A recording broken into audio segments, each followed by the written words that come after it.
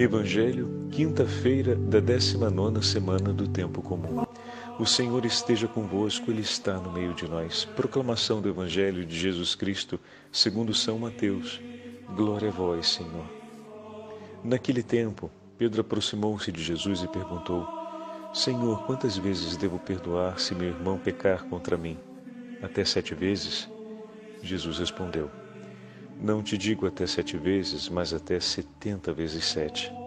Porque o reino dos céus é como um rei que resolveu acertar as contas com seus empregados. Quando começou o acerto, trouxeram-lhe um que lhe devia uma enorme fortuna.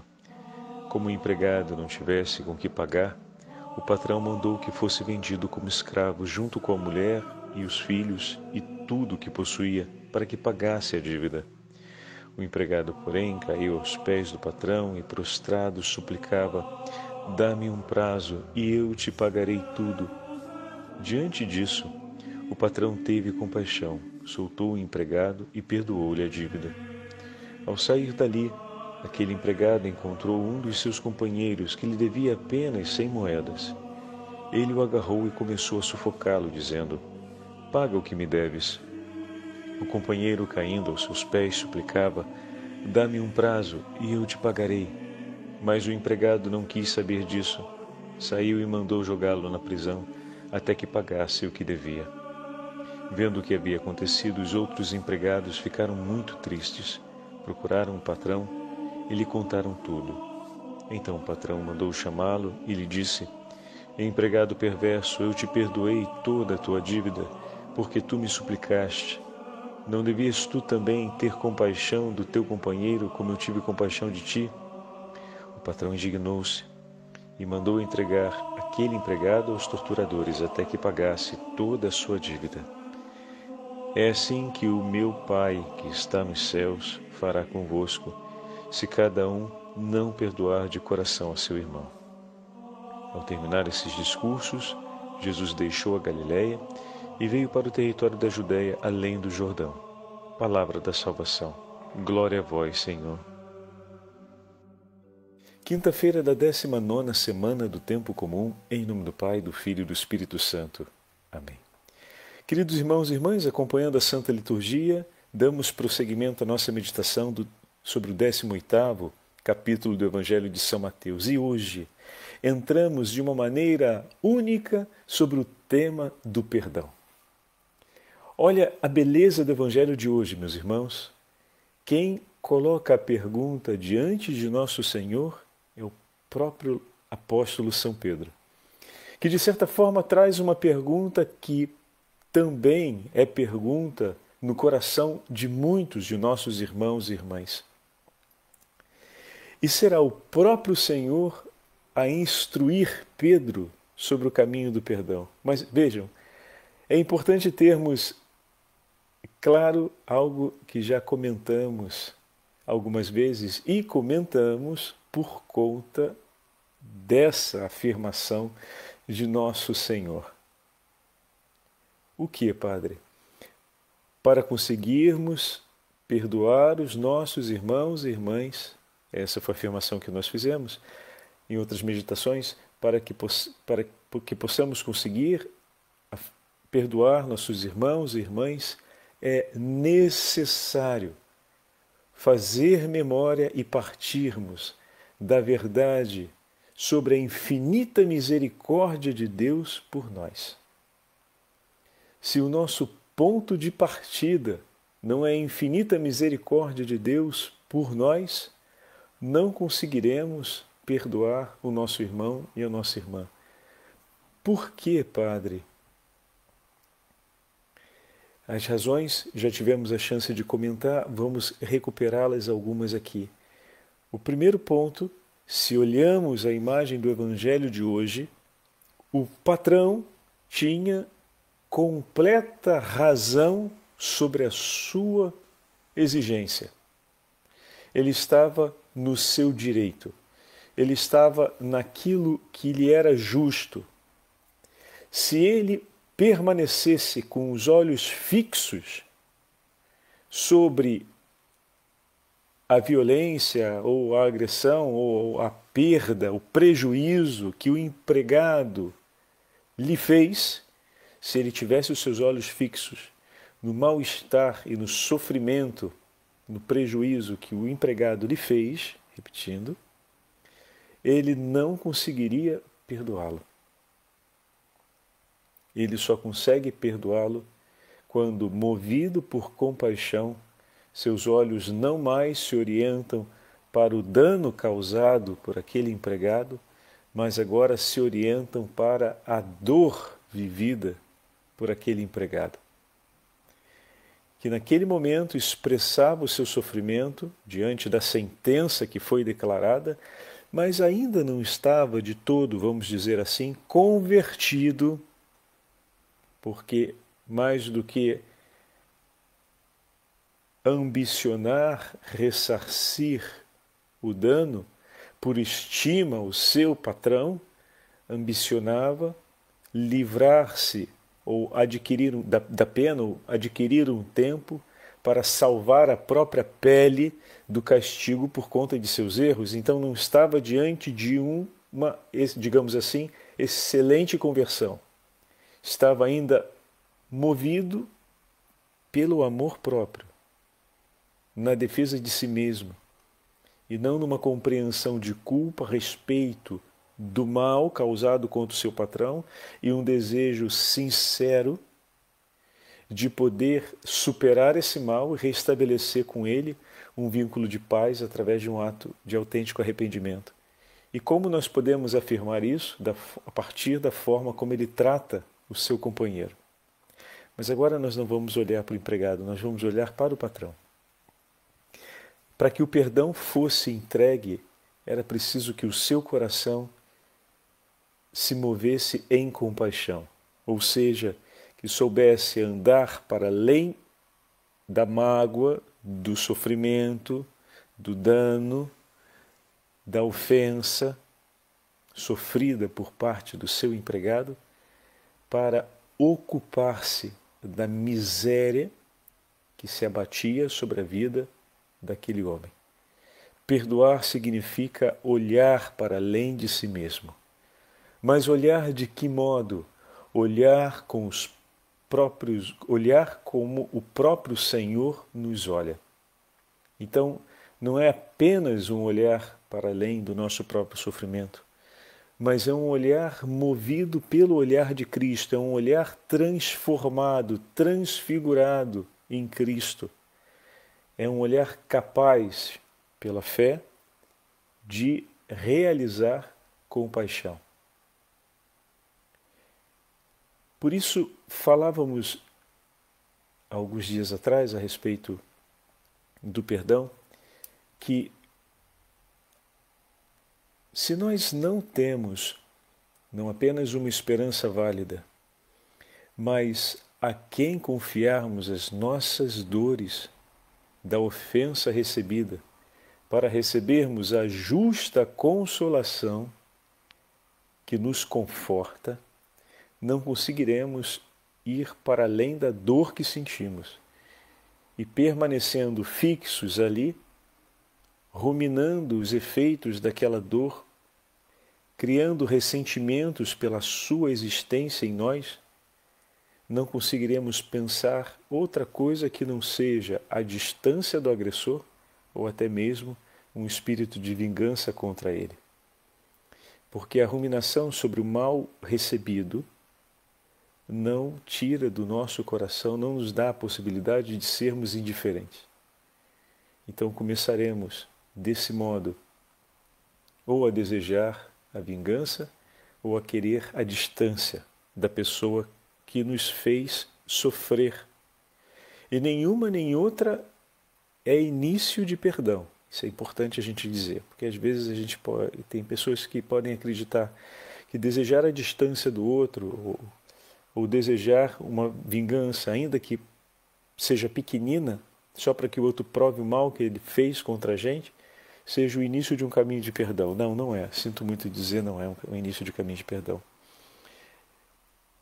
O início do caminho do perdão começa com saber a quem confiar as dores que ainda latejam dentro do meu peito e na minha memória. A quem eu vou confiar as dores que eu sinto? Por isso, o caminho para o perdão começa com a memória da insondável e infinita misericórdia de Deus por nós. E quem nos afirma isso é o próprio Senhor, ao dizer que a dívida daquele homem era impagável. O Senhor nos aproxima da realidade da nossa história por conta do pecado. Diante das ofensas que cometemos contra o Senhor, a possibilidade de, por nossas próprias forças e meios, ressarcirmos os danos causados é impossível. Não conseguimos. O empregado pediu um prazo, mas ainda que lhe fosse dado um prazo longuíssimo, ele não conseguiria ressarcir os danos causados, porque, como no texto aparece, no texto, sobretudo no texto grego a gente vê isso com mais evidência, a soma de dinheiro que ele devia para o seu patrão era realmente absurda, era grandíssima. E quando Mateus escreve o texto, ele tem a intenção de mostrar essa desproporção. Era mais de 6.000 vezes o valor da dívida do seu companheiro com ele. Vejam só. Então, um valor altíssimo. Desse modo, o ponto central se torna as palavras ou a afirmação feita pelo patrão. Diante do dano sofrido, o patrão teria a possibilidade de condenar o empregado, de submetê-lo a um sofrimento de igual proporção. Poderia simplesmente condená-lo, isso seria um ato de justiça, submetê-lo a um sofrimento de igual proporção ao valor daquilo que lhe foi usurpado, e ele estaria ainda assim dentro da lei antiga de Israel, ou poderia fazer algo que era extraordinário, que só o patrão, por livre escolha, poderia fazer. Mas isso, atenção, meus irmãos, Deus o faz por livre escolha, nós fazemos em comunhão com Ele, enquanto dom. Só Deus, ou nesse caso o patrão, ele representa a figura do próprio Deus, poderia perdoar, conceder a extinção da dívida e da pena. Então foram as duas realidades distintas, atenção, a dívida e a pena. Ele perdoou completamente. Não obrigou ele a nenhum tipo de sacrifício, de ressarcimento. Percebam que foi uma concessão plena. É dessa forma que o Senhor olha para nós. E esse ato, o cumprimento desse ato, o Senhor marca muito claramente no Evangelho que não acontece sem a compaixão. Então, para que consigamos perdoar o nosso irmão, é preciso que primeiro aprendamos a ter compaixão e a viver a compaixão. Poderíamos dizer que o perdão é fruto da compaixão. E para isso, como só Deus basta a si mesmo e a nós basta Deus, é preciso fazermos memória da compaixão e da misericórdia que o Senhor teve para conosco, a fim de que, recordando esse ato de amor infinito e tendo a quem confiar as nossas dores, consigamos, enfim, conduzido por Ele, com o rosto levantado pelas mãos do próprio Senhor, possamos novamente olhar para o nosso irmão que outrora nos havia ofendido e dessa vez, consolados e confortados pela certeza do Senhor, que por nós é misericordioso e nos entrega tudo por amor, possamos, enfim, vendo a miséria do nosso irmão que, ferindo a aliança conosco, nos ofendeu, possamos dizer a ele: meu irmão, minha irmã, eu te perdoo. Em nome do Pai, do Filho e do Espírito Santo. Amém.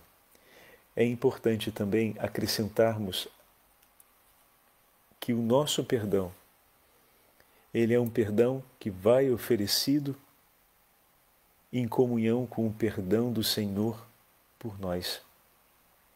Perdoamos porque somos pecadores, como aquele irmão que pecou contra nós. E conhecemos da parte de Deus a misericórdia infinita que nos salvou. E como posso, tendo eu recebido um dom que me tirou da escravidão, da morte, não oferecer por você aquilo que de Deus recebi? Como posso receber um dom tão grande e, olhando para a tua condição, que é a mesma que a minha, deixar que você pereça só pelo fato de que quem foi vítima do teu pecado fui eu? Quando Deus, que foi vítima do meu pecado e com muito mais razão, olhou para mim com misericórdia e me concedeu o perdão, quem sou eu para sentir-me melhor do que Deus e não oferecer por você, meu irmão, o perdão que o próprio Senhor ofereceu por mim? Mas sem fazer memória dessa verdade, de todas as promessas ligadas a essa verdade do amor de Deus por nós, não conseguiremos perdoar a ninguém. Porque é dessa experiência que se vive a compaixão. Nós temos a quem olhar para aprender, a partir de Deus, o que fazer pelos nossos irmãos. Se temos o hábito de, diante da ofensa recebida, olharmos para a dor que nos causou a ofensa de nosso irmão, aprendamos então a olhar para nós mesmos, não apenas de maneira estreita sobre essa dor que temos causada pela ofensa do nosso irmão, mas olhemos para nós então de uma maneira mais ampla. Olhemos para nós, especialmente pensando nas dores que também nós causamos. E é ali que começa o caminho dessa memória. Suporto uma dor, mas quantas vezes eu fiz o meu bom Deus sofrer por mim? E como o meu bom Deus suporta as dores causadas por mim? Se sou seu discípulo e se tomo a cruz e o sigo, como falávamos esses dias, é preciso que eu o siga assim e aprenda dele a como cuidar das dores que trago em meu coração e a como amar aqueles que me fizeram sofrer. Não será olhando para um outro lugar que iremos aprender, senão para a forma como Cristo nos ama e cuida de nós. Queria dividir com vocês hoje esse texto de Santa Faustina, que nos fala a respeito dessa verdade. É uma oração de Santa Faustina, onde ela pede ao Senhor que a ajude a permanecer na sua misericórdia. Olha que bonito, meus irmãos. Ó meu Deus, Santíssima Trindade, quero adorar a tua misericórdia por cada sopro do meu ser, por cada batimento do meu coração, por cada uma das minhas pulsações.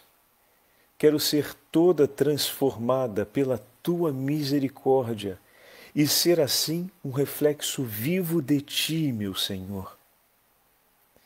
Que o maior dos atributos divinos, a tua misericórdia insondável, se derrame pela minha alma e pelo meu coração sobre o meu próximo e seja por ele tesouro e herança do teu amor. Ajuda-me, Senhor, para que os meus olhos sejam misericordiosos, para que eu não suspeite nem julgue a partir das aparências, mas que discirna a beleza na alma do meu próximo e venha em seu auxílio. Ajuda-me, Senhor, para que os meus ouvidos sejam misericordiosos como os teus, para que me incline sobre as necessidades do meu próximo e não fique jamais indiferente às suas dores nem às suas queixas. Ajuda-me, ó meu Jesus, para que a minha língua seja misericordiosa, para que eu nunca diga mal ou fale algo que ofenda o meu próximo, mas tenha para cada um uma palavra de consolação e sempre de perdão. Ajuda-me, ó meu Jesus, para que as minhas mãos sejam misericordiosas e cheias de boas obras, para que eu saiba fazer bem ao próximo e tomar para mim as tarefas mais pesadas e mais desagradáveis. Ajuda-me, Senhor, para que os meus pés sejam misericordiosos também, para me apressar em socorro do meu próximo, dominando a minha própria fadiga e o meu desânimo que muitas vezes surge. Que o meu verdadeiro repouso, Senhor, seja servir o meu próximo, amando-te sempre. Ajuda-me, Senhor, enfim, para que o meu coração seja misericordioso, para que eu sinta todos os sofrimentos do meu próximo e os acolha. Não recusarei o meu coração a ninguém. Irei ao encontro de coração aberto, mesmo dos que já sei que vão abusar de minha bondade ou poderão me ferir.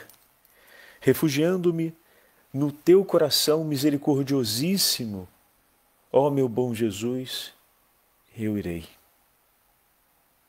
Calarei os meus próprios sofrimentos e os colocarei aos teus pés.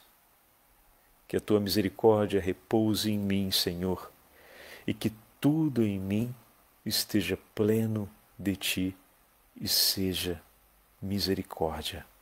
Amém. Belíssima oração, não é, meus irmãos? Como nós precisamos clamar assim. Sei que muitos dos nossos irmãos e irmãs já têm o bendito hábito de rezar todos os dias a divina misericórdia. Deus seja louvado. Mas não esqueçam que às vezes a gente pensa no tercinho da divina misericórdia sempre pelo fato de que é uma oração breve.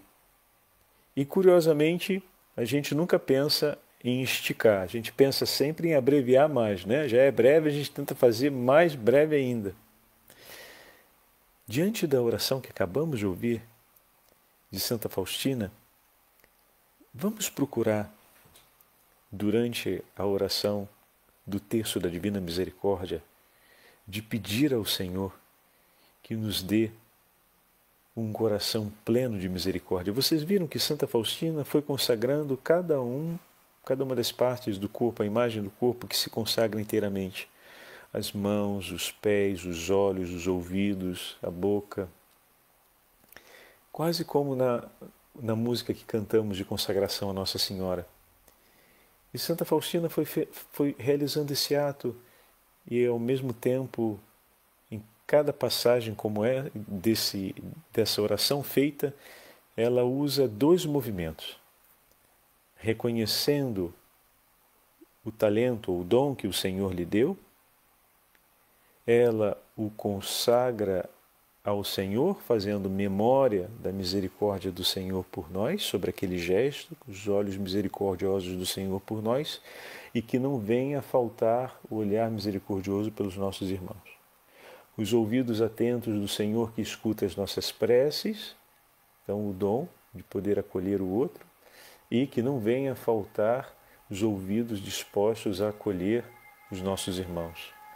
O coração que se abre por amor do Senhor por nós e que o nosso coração jamais se feche diante do nosso irmão.